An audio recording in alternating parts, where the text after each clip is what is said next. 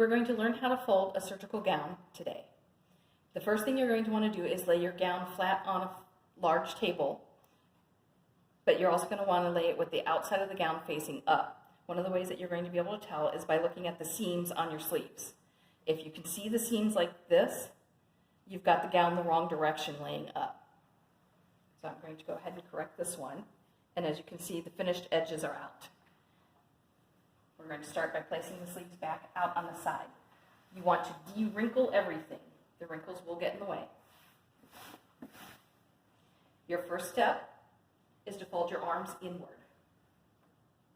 Straighten everything out.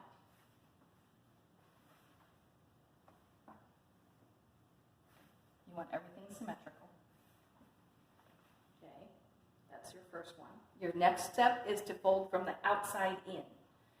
So you're going to fold your gown.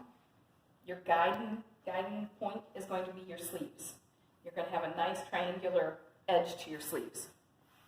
Okay, same thing for the other side.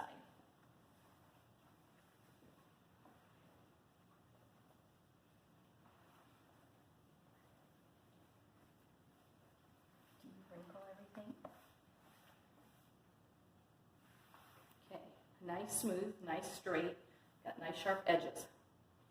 Your next step is to fold your gown a third of the way across.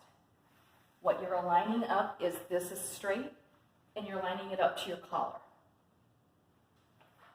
Your next step, fold it over, line it up, symmetrical.